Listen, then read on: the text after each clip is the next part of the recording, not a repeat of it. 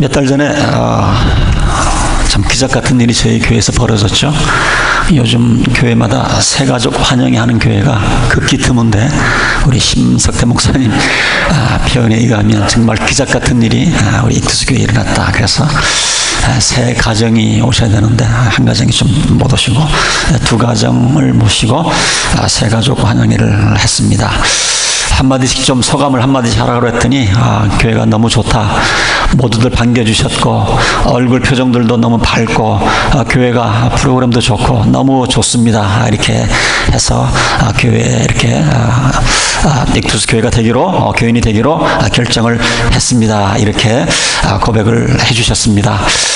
사실 여러분들 다 아시다시피 저희 교회에 부족한 점도 많이 있고 모자란 점도 많이 있지만 그래도 나름대로 건강하게 그래도 아름답게 우리가 그래도 신앙생활을 하고 있는 교회이지 않을까 그런 생각을 합니다. 정말 교만에서 나오는 말이 아니라 정말 하나님의 은혜를 감사하면서 정말 여러분들에게 정말 저는 행복한 목회를 하고 있습니다. 여러분들에게 감히 이 고백을 할 수 있는 그런 목사입니다. 자, 그런데 우리가 지금까지 잘 이렇게 아름다운 교회를 우리가 만들어 왔는데 또 이것이 아름다운 교회가 더 아름다운 교회가 되도록 우리가 또 서로 더 노력을 해야 합니다. 그래서 오늘 설교 제목처럼 어떻게 하면 지금까지도 우리가 행복하게 아름답게 신앙생활을 했지만 더 아름다운 더 행복한 우리가 신앙생활을 할 수 있을까, 우리가 그런 관점에서 오늘 함께 말씀을 좀 나누기를 원합니다. 오늘 본문의 말씀은 갈라디아서 2장 말씀입니다. 지금 우리가 갈라디아서를 작년 주일 학교 공부 시간에 공부를 하고 있는데 자세한 그 배경들은 여러분들이 성경 공부 시간을 통해서 배웠으리라 생각을 합니다. 기독교 최초 교회가 예루살렘에 세워졌습니다. 그래서 예루살렘 교회를 갖다가 마더 처치, 모교회다 이렇게 얘기를 했는데 지금 이 갈라디아 교회에 이 예루살렘 교회에서 파송받아 나왔다고 하는 사람들이 와서 좀 지금 무리를 일으키고 있습니다. 자기네들은 그 예수님과 같이 생활했던 12 사도들이 보낸 그런 사람들이다 이렇게 얘기를 하면서 지금 갈라디아 교회는 유대인들과 이방인들과 이렇게 섞여 있는 이렇게 교회인데 이곳에 와가지고 막 좀 엉뚱한 얘기를 이렇게 하면서 교회를 흔들어 놓으니까 사도 바울이 지금 교통 정리를 해주고 있는 것이 갈라디아서 2장에 있는 그런 내용입니다. 심지어는 사도 바울의 사도권도 요즘 말로 말하면 저 사람 제대로 신학 공부하고 제대로 목사 안수 받았나 이렇게 의심도 하고요. 그 다음에 사도 바울이 가르치는 그 설교 내용도 조금 이 복음에서 벗어난 이런 내용이지 않겠나 막 이렇게 지금 선동을 하고 있습니다. 이유는 우리가 율법을 지켜서 구원을 받는 것이 아니고 그리스도를 믿어서 구원받는 것이니까 유대인 같으면 모르지만 이방인 사람들이 예수를 믿게 되면 사도 바울은 당연히 뭐예요? 율법을 지켜야 된다든지 아니면 할례를 해야 된다, 할례를 받아야 된다든지 하는 이런 얘기를 하지 않았습니다. 그러니까 이런 거를 어떻게 해석을 했냐면 이것을 보면서 이 사도 바울이 예루살렘 교회에서 가르치는 내용하고 다르다 이렇게 해석을 해서 지금 사도 바울을 비난을 하고 갈릴리 교회를 지금 조금 이렇게 지금 비난을 하고 있는 그런 상황에서 갈라디아서를 사도 바울이 기록을 했습니다. 그래서 사도 바울이 하는 얘기가 뭐냐면 지금 예루살렘에서 온 사람들이 하는 얘기가 틀렸다. 내가 전한 이 복음은 거기 있는 어르신들, 거기 있는 예수님의 제자들, 사도들도 동의하는 진정한 복음이다라는 것을 가르쳐주기 위해서 갈라디아를 쓴 겁니다. 그래서 그런 맥락에서 갈라디아서를 읽으면 갈라디아서가 이렇게 귀에 쏙쏙 들어오면서 이해가 될 거라고 생각을 합니다. 예루살렘 교회를 대표한다, 사도들을 대표한다 이러면서 지금 전혀 엉뚱한 소리를 하고 있는 겁니다. 참 이런 사실을 보면서 참 이런 것들은 2000년이 흘러온 지금에도 사실은 많은 교회에서 이런 일들이 일어나고 있어요. 어떤 분들은 목회자나 교회를 대변하는 것처럼 얘기를 하면서 전혀 근거가 없는 사실이 아닌 얘기들을 해가지고 좀 이제 믿어보려는 사람들에게, 교회에 좀 정착하려는 사람들에게, 이제 믿음이 막 꽃피운 사람들에게 거리를 심어주고 또 교회를 이렇게 안 좋은 그런 이미지로 이렇게 호도하는 그런 교회들도 있습니다. 자, 그래서 오늘 한 3가지 우리가 이런 것들을 조심히 하면서 어떻게 해야 우리 모든 성도님들이 교회 지도자들과 함께 아름다운 교회를 이끌어 나갈 것인가. 첫 번째는 뭐냐면 여러분들, 교회라고 하는 것은 이제 서로 믿어주는 공동체가 되어야 합니다. 교회라고 하는 것은 일단 서로 믿어주는 공동체가 되어야 해요. 여러분, 우리가 사는 이 세상은요, 정말 그 불신이 팽배한 그런 세상 속에서 우리가 삶을 살아가고 있습니다. 특히 요즘 SNS가 발달되어 있죠. 스마트폰이 발달되어 있죠. 또 인터넷이 발달되어 있어서 그냥 이 너무 이 불신이 팽배한, 무슨 일이 터지면 아주 댓글들이 인터넷 얼마나 그 불신의 내용들로 도배를 하는지 모릅니다. 자, 그래서 이 세상은 어떻게 보면 불신이 기초를 이루고 있다고 해도 과언이 아닙니다. 그래서 세상 사람들은 그 악한 사람들로, 죄인들로 이루어졌기 때문에 이렇게 불신 가운데 기초를 했고 또 그래야 될지 모릅니다. 그러나 하나님의 공동체는, 교회는 좀 달라야죠. 교회는 달라야죠. 교회라고 하는 것은 신뢰를 기초를 이루고 있어야 됩니다. 어떤 분들은 이것을 모르고 아직도 세상의 어떤 가치관을 가지고 그대로 교회에 들어와서 교회 내에서도 자꾸 불신을 그렇게 조장을 하고, 어떤 분들은 그래 교회 와가지고 교회에도 야당이 필요하다 그러면서 내가 야당 노릇 하겠다고 그러면서 참 그런 사람들도 있어요. 어떤 사람들은 그래, 내 사명이 뭐냐, 나는 목사가 실수하지 않도록 끊임없이 목사를 괴롭히는 게 내 사명이다, 이런 사람도 저희 교회는 없지만 그런 교회들도 있더라고요. 나는 설마 그랬더니 그런 교회가 정말 있어요. 여러분, 그렇게 되면 뭐가 문제가 되는지 아십니까? 히브리서에 보면 13장 17절에 이런 말씀을 해주고 있어요. 여러분의 지도자들의 말을 고지 듣고 그들에게 복종하십시오. 이런 말씀이 히브리서뿐만이 아니고 사도 바울 서신서에서 보면 이런 내용들이 많이 있습니다. 왜냐? 왜 교회 지도자들을 믿어줘야 되는가 하면은 그분들은 여러분들의 영혼을 책임지는 사람들이고 그분들은 여러분들의 영혼을 위해서 기도하는 사람들이기 때문에 그들에 대한 불신이 있으면 어떻게 하나님의 은혜를 체험하고 어떻게 하나님의 말씀을 하나님의 말씀으로 받아들이겠냐 하는 그런 내용입니다. 한 걸음 더 나가서 교회 지도자들은 그들이 장차 일어날 일을 하나님 앞에 보고 드릴 사람들인데 그들에 대한 그런 불신이 쫙 깔려 있으면 그 당사자들은 제대로 신앙생활을 할 수 없다고 하는 것이죠. 그러면서 계속 하는 말이, 여러분은 교회 지도자들이 그들이 기쁜 마음으로 이 일을 하게 하고 탄식하며, 개혁성경에 보니까 근심하며 하지 않게 해주십시오. 교회 지도자들은, 교육자들이 교회에서 사역을 할 때 근심하면서 탄식하면서 그렇게 사역하지 않도록 교회에서 좀 노력을 해달라, 이렇게 히브리서는 기록을 해주고 있습니다. 왜 그러냐면 그분들은 여러분들의 영혼을 책임지는 분들이기 때문에. 자, 그래서 여러분들, 우리가 속한 공동체, 교회가 아름다운 공동체, 믿음이 자라는 공동체, 치유가 이루어지는 공동체가 되기 위해서는 첫 번째는 우리 교회가 서로 믿어주는 그런 공동체가 되어야 돼요. 저는 참 감사한 게 저희 교회가 그런 믿어주는, 불신에 의해서 세워진 교회가 아니고 서로 그래도 물론 단점과 약점들이 있음에도 불구하고 그것을 용납해 주면서 서로 신뢰 가운데 우리가 신앙생활하고 있다는 게 너무나 큰 축복이라고 저는 생각을 해요. 너무나 큰 축복이라. 때로는 너무 믿어줘서 좀 미안할 정도로 그렇게 신뢰들을 해주고 있습니다. 그러니까 여러분들이 그 신뢰를 해주니까, 그렇게 믿어주니까 또 교회 지도자들이 열심히 또 사역을 하고 또 말씀 사역을 하는 것이지 않겠나, 그런 생각을 합니다. 그러나 우리가 교회 문을 밖을 나서는 순간 이 사회는 불신이 팽배한 그런 세상에서 우리가 삶을 살아가고 있습니다. 물론 그렇다고 제가 잘못한 것을 덮고 넘어가자는 것은 아닙니다. 잘못한 것은 잘못한 겁니다. 그러나 시작은 어디서부터 시작을 해야 되느냐? 분명히 잘못한 것이 있을 때는 얘기가 다르죠. 비판을 해야 되고 또 고쳐 잡아야 되고 하지만, 그러나 시작은 우리가 서로 믿어주는 관계 속에서, 신뢰 관계에서 시작을 해야 된다 하는 겁니다. 중요한 거예요. 사도 바울도 디모데에게 이야기를 하면서 디모데전서 5장 19절에 이런 얘기를 했어요.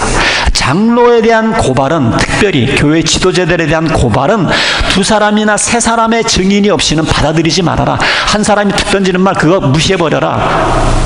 그러나 2-3사람이 있으면 그 사람을 불러다가 직접 대면해서 해결을 하고, 한 사람이 얘기한 거 가지고 그걸 다 전화해서 모든 사람이 궁금증을 일으키고 막 이렇게 되면 그거는 서로 신뢰관계가 되지 못하는 거죠.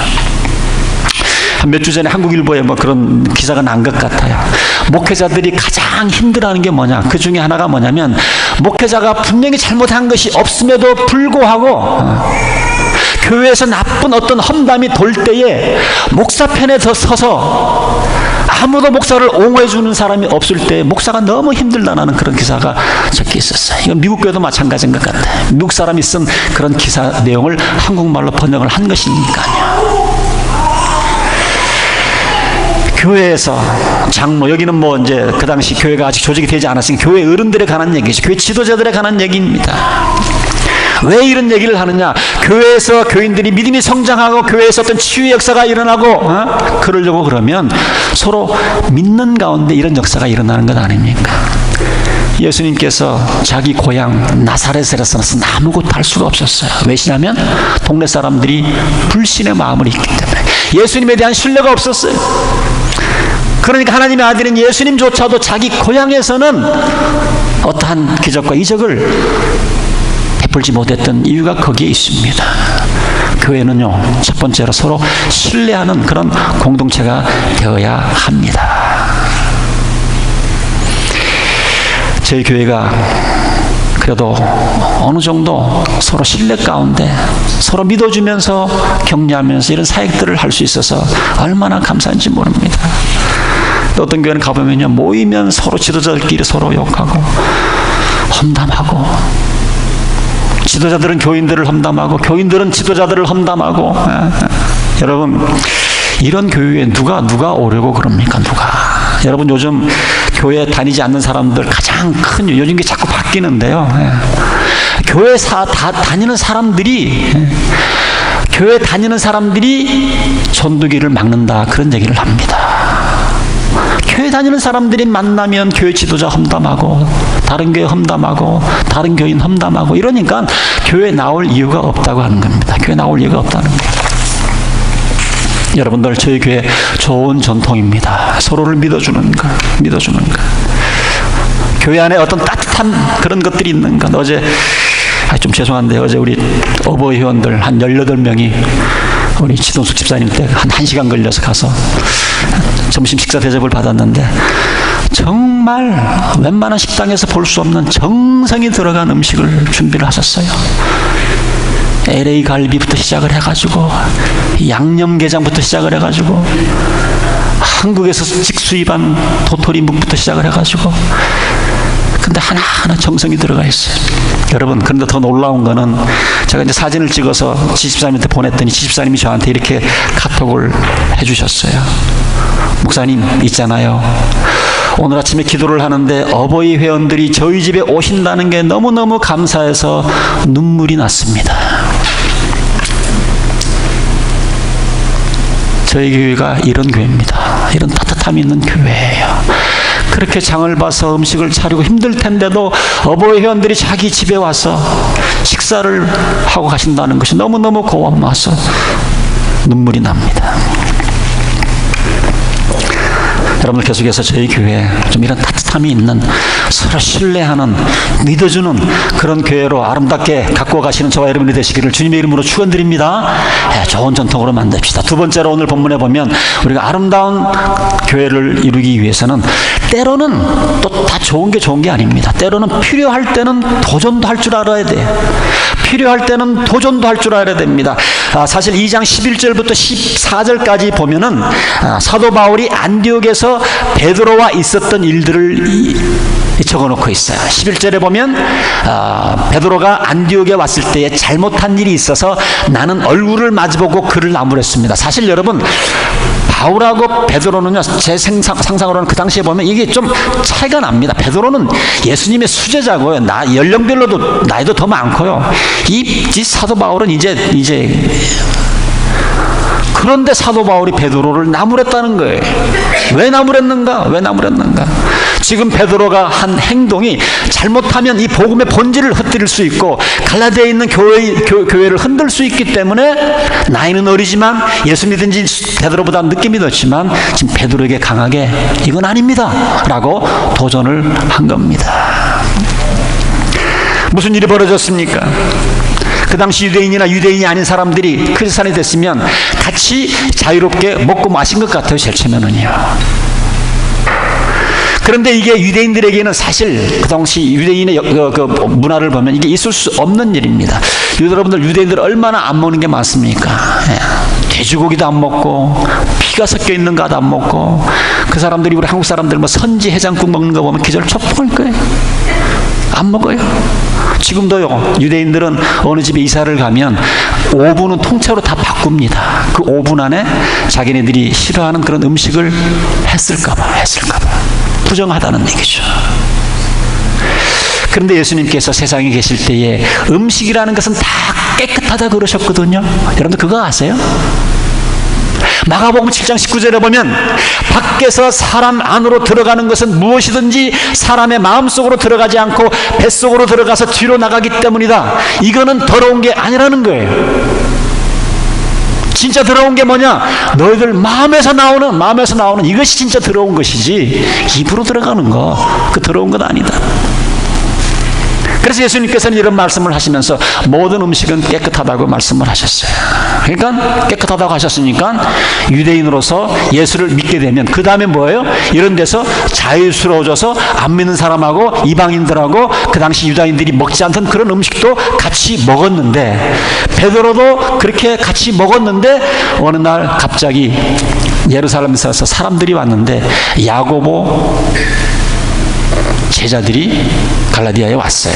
가만 보니까 베드로가 쑥 빠집니다. 그 자리를. 그 자리 쑥 빠져요. 성경에 보니까 12절에 보니까 베드로가 야고보에게서 몇몇 사람이 오기 전에는 이방 사람들과 함께 음식을 먹다가 그들이 오니까 할례 받은 사람들을 두려워하여, 그러니까 예루살렘에서 온 야고보의 그 사람들을 두려워해서 그 자리를 떠나 물러났다. 나머지 유대 사람들도 그와 함께 위선을 하였고 마침내는 바나바까지도 그들의 위선에 끌려갔다.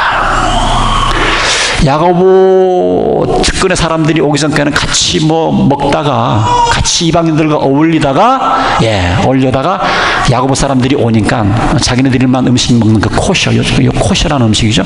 그 음식만 먹었겠지요. 사도 바울이 여기서 열불이 난 거예요.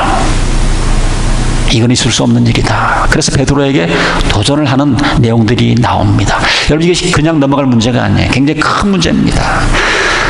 베드로는 그 당시 대표적인 목회자인데 12사도 중에 수제자인데 14절에 보니까 나는 그들이 복음의 진리를 따라 똑바로 걷지 않는 것을 보고 모든 사람 앞에서 베드로에게 이렇게 말하였습니다.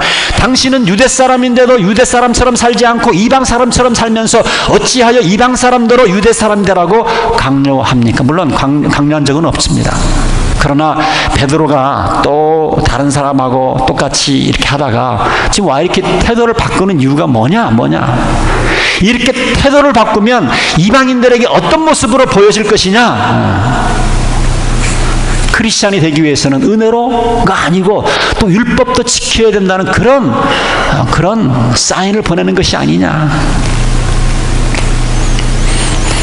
그래서 바울이 이거 가지고 베드로에게 잘못을 지적하고 있는 겁니다. 당신이 그렇게 되어지면 이 복음이 되지 못하는 것이다.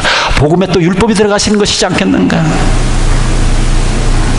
말로 하는 메시지가 아니라 행동으로 전해지는 그 메시지가 정말 중요한데 베드로, 바나바 그 측근들이 그런 올바른 행실을 지금 보이고 있지 못한 겁니다. 사랑하는 성도 여러분, 우리가 늘 영혼구원에 앞장서자고 자꾸 말씀을 드리고 하는데 말도 중요합니다. 물론 말도 중요해요. 그러나 말보다 더 중요한 게 있는데 그것이 뭐냐면 우리들의 행동 하나하나가 정말 중요해요. 특별히 우리가 21세기를 살아가는 이 세대에 복음을 전할 때는 말보다도 이 크리스찬의 삶을 살아가는 이 모습, 행동이 참으로 중요합니다. 일반 교육계에서도 커뮤니케이션 전문가들이 그런 얘기를 해요. 우리가 말을 할 때 그 말의 의사가 전달될 때 그 말에는 15%밖에 전달이 안 된답니다. 15%. 진짜는 뭐냐면 그 말하는 사람의 얼굴 표정, 제스처, 이런 행동이 나머지 75%를 좌우한다 그럽니다. 그래서 저도 설교할 때 이렇게만 설교하지 않냐고 그냥 몸짓을 하고 얼굴 표정을 쓰는 이유가 거기 있는 거예요. 한국하고 미국하고 뭐 특별히 좀 오래 계시던 목사님이 목회를 하고 은퇴를 하시면 잘 은퇴하면 좋지만 잘 은퇴를 못하면 참 그 불상사가 일어나지 않습니까? 때로는 막 이렇게 예배가 막 이쪽에서는 이쪽 파 저쪽 파 예배 드리기도 하고 때로는 경찰관이 개입 와 있는 가운데서 예배를 드리기도 하고요. 이거는 정말 있어서는 안 될 일이에요. 이런 것들이 요즘은 인터넷 뉴스로 다 나가고 실시간으로 나가기 때문에 믿지 않는 사람들에게는 아주 치명타입니다. 치명타. 요즘 한국에 뭡니까? 뭐 세습 문제로 서울의 M교회가 큰 지금 아주 뭐 일반 뉴스거리에 나옵니다. 이 교회는 자꾸 옛날에 이 교회가 뭐 작은 교회인데 그 목사님 크게 부흥시켰고 우리가 지역사회에 얼마나 많은 일들을 하고 막 그걸 자꾸 부각하려고 그러는데 참 안타까워요. 이미 그 교단에서 만들어 놓은 그 헌법을 불신을 하고 세습을 끝까지 하겠다고 이러는 모습 속에서 이것이 세상 미디어를 통해서 전달되면서 지금 기독교에 엄청난 반대 세력들이 지금 나타나고 있습니다. 여러분, 우리가 정말 조심해야 될 것, 이렇게 우리가 인터넷이 발달되고 이 스마트폰이 발달한 이 세대에서는 정말 조심해야 되는 것이 뭐냐면 내가 말로 하는 것보다 행동이 어떤 메시지를 전달하고 있는가, 여기에 우리가 초점을 맞추셔야 돼요. 나의 행동 것이 하나하나가 조심하셔야 됩니다. 저는 전도를 할 때에 논쟁이 되지 않도록 저 자신도 조심하고 저는 여러분들에게도 그렇게 말씀을 드립니다. 전도하면서 논쟁에 이겨서 전도하는 사람 없어요. 내용에 관계없이 논쟁에서 이기려고 그러면 상대방이 어떤 메시지를 받느냐 하면 예수 믿는 사람은 참 독선적이다, 자기 얘기밖에 안 하는구나, 고집불통이구나. 아무리 내가 맞는 데가 이것이 진리의 말씀이라고 할지라도 상대방의 말에도 귀를 기울이고 어느 정도 그런 좋은 애티튜드를 보이고 이래야 되는데 너무 무례하게 복음을 전한다는 거예요. 너 이거 복음 안 들으면 뭐 지옥 간다는 식으로. 그 내용이 맞다 할지라도 안타까운 마음으로, 인자한 마음으로, 그런 마음으로 복음을 전하지 않고 어떤 우월감곡에서 복음을 전하면 세상 사람들은 더 멀리 교회를 떠날 수밖에 없습니다. 분명히 기억하실 것은 사람들은 말로 전하는 메시지가 아니라 행동으로 전하는 메시지가 훨씬 더 강하게 작용한다는 사실을 우리는 기억을 해야 합니다.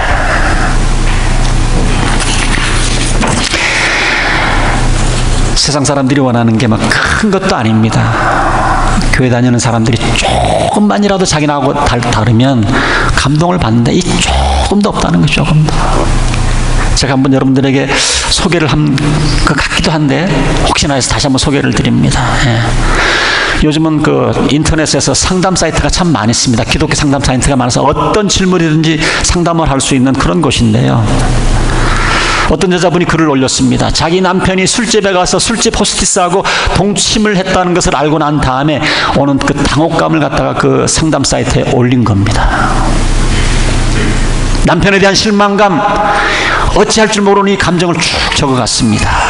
그런데 거기는 상담 담당자만 답을 다는 것이 아니라 모든 보는 사람들이 다 이렇게 댓글을 달고 글을 달도록 이렇게 했습니다. 근데 거기에 나오는 모든 내용들이 뭐냐면, 너 몰랐냐? 모든 남자들이 다 그런 거 너 몰랐냐? 남자들이 도둑놈인 거 너 몰랐냐? 이런 식으로 도배를 하는 겁니다. 어떤 사람은 술 먹는 남자 2차 가서 여자하고 동침 안 하는 사람은 1%도 안 된다, 99%가 다 그 짓거리들을 한다, 댓글이 쭉쭉쭉 달립니다. 그리고 이 사람이 뭐라고 얘기를 하냐면, 결론은 뭐냐면 예수 믿는 사람도 똑같다는 거예요. 예수 믿는 사람도 똑같다. 제가 그대로 표현을 한번 옮겨볼까요? 제 직장 동료 중에는 독실한 크리스찬이고 주일학교 교사이기도 하고 아버지 학교라는 데 가서 순결맹세 이런 것도 하고 그러는데 그 사람이 그 다음날 직원이랑 술 먹고 쇼타임 뛰고 전 무슨 뜻인지 모르겠어요. 쇼타임 뛰고 들어갔던데요. 그리고 제일 마지막 충격, 우리 남자 직원들은 그 사실을 알고 다 그냥 웃었어요. 우리 남자 직원들은 다 그 사실을 알고 다 웃었어요. 지금 이 사람은 어떤 메시지를 전하고 있습니까? 크리스찬을 웃음거리로, 웃음도 그냥 웃음거리가 아니고 아주 비웃음거리로 만들어버리고 말았습니다. 만약에 우리 주위에 이런 사람이 있으면 도전해야 되죠. 하나님의 영광을 가리고 전도하는 데에 이렇게 거침돌로 되는 사람들은 우리가 도전을 해야 합니다. 크리스천들을 부끄럽게 만들고 교회를 부끄럽게 만들고 복음을 부끄럽게 만들고 예수님을 비웃음거리로 만드는 이런 사람 그냥 넘어가면 안 되죠. 이런 사람들은. 그래서 마태복음 18장 17절에 이런 말씀했습니다. 형제가 그들의 말도 듣지 않거든. 이렇게 도전을 했는데, 권면을 했는데도 듣지 않거든 교회에 말하여라. 교회의 말조차 듣지 않거든 이를 이방 사람이나 세리와 같이 여겨라. 요즘 한국교회 정말 이 예수님의 이 말씀이 필요한 시대입니다. 어느 교회도 이런 것을 하지를 못해요. 지금 세상에 나가서 얼마나 엉뚱한 짓을 하고 와도 어느 한 교회도 그 사람들을 치리를 제대로 하지 못합니다. 교회 떠날까봐, 교회 숫자 줄어들까봐. 예수님도 말씀하셨습니다. 예수님의 제자인 것을 우리가 어떻게 하는가? 요한복음 13장 35절입니다. 너희가 서로 사랑하면 모든 사람이 그것으로 너희가 내 제자인 줄 알게 될 것이다. 너희가 성경 끼고 교회 다니는 것이 아니라, 그것도 중요할지 모르지만 진짜 중요한 게 뭐냐? 너희들이 서로 사랑하는 것을 보임으로써 그제서야 그리스도 제자인 것을 알겠다고 말씀드렸어요. 제가 그래서 구역 모임을 자꾸 강조하는 이유가 서로 성격도 안 맞고 여러 가지 안 맞는 게 많지만 서로 모여서 사랑을 나누고 기도 제목을 나누고 삶을 나누고 하는 이유가 뭐냐면, 그렇게 세상 사람들 눈으로 볼 때 저 사람들이 화합될 수 없음에도 불구하고 계속 아직까지 모이고 있고 아직도 계속 사랑을 나누고 있고, 이게 예수 그리스도의 제자의 모습을 보여주고 있다고 하는 겁니다. 마지막으로 우리가 아름다운 공동체를 만들기 위해서는요, 우리가 늘 잊지 말아야 됩니다. 복음의 핵심을 잊어버리면 안 돼. 복음의 핵심.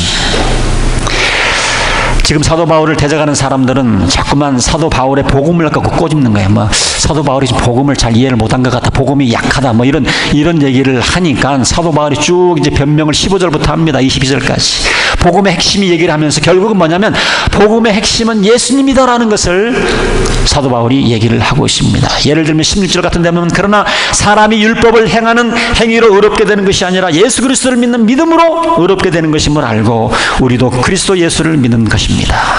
예수님밖에 없다라는 겁니다. 그러면서 다시 한번 자기가 전하는 메시지는 예수님에 관한 메시지다, 이렇게 결론을 내리고 있습니다. 우리가 하나님 앞에서 죄를 용서받고 하나님 앞에서 너는 참 의로운 사람이다 하는 것을 인정받을 수 있는 것은 우리가 율법을 지켜서가 아니라 우리가 예수님을 믿음으로써, 믿음에 의지해서, 그러니까 예수님 안에 완전성이 있다는 거예요. 예수님 한 분이면 다 된다는 겁니다. 우리 주위에 보면 예수님을 주님으로 영접했다고 그러면서 구원에 확신이 없는 분들을 보면 예수 믿는 것도 좋긴 좋지만 또 뭐가 있어야 되지 않겠는가? 뭐가 있어야 되지 않겠는가? 그러지 않습니다. 그건 잘못된 복음입니다. 요한일서 5장 12절에는 이런 말을 합니다. 그 아들을 모시고 있는 사람은 생명을 가지고 있고, 이거 하나면 끝이에요. 여러분들의 삶 가운데서 예수 그리스도를 모시고 있는 사람은 생명을 가지고 있는 것이고, period, 마침표. 하나님의 아들을 모시고 있지 않는 사람은 생명을 가지고 있지 않습니다. 예수 하나면 된다는 거예요. 예수 하나면 된다는 거예요. 또 어떤 분들은 그래요.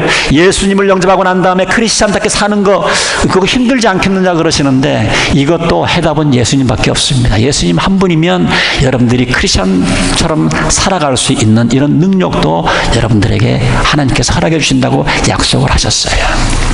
그래서 우리가 자꾸 예수님을 의지를 하셔야 돼요. 예수님을 믿지만 아직도 내 삶을 내 머리와 내 경험과 내 지식으로 경험으로 의지하게 되어지면 계속 문제는 크게 되는 거죠. 그러나 우리가 갈라디아서 2장 20절 말씀처럼 나는 그리스도와 함께 이제 십자가에 못 박혔고 이제 내가 사는 것이 아니고 내 안에 그리스도 예수께서 사신 것이다. 이것이 그냥 말로만 고백하는 것이 아니라 우리들의 삶 가운데 이런 게 나타나야 돼요.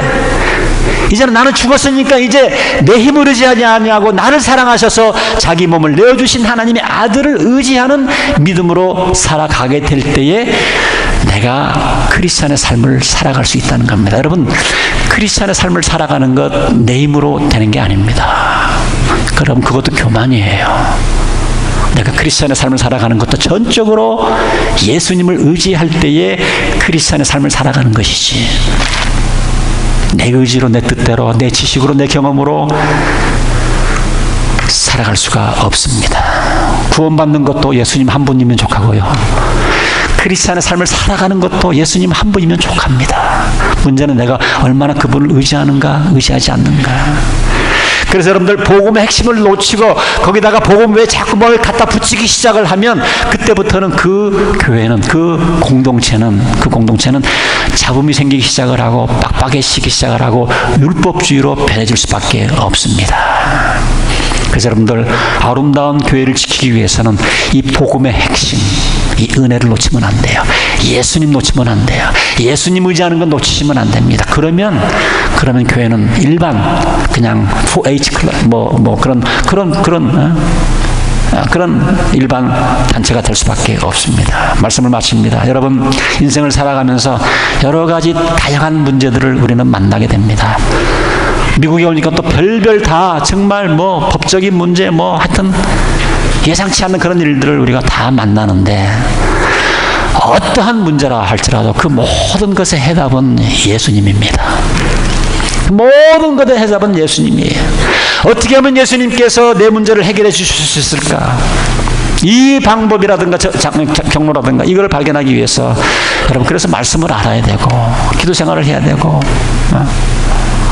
해답은 예수님이세요.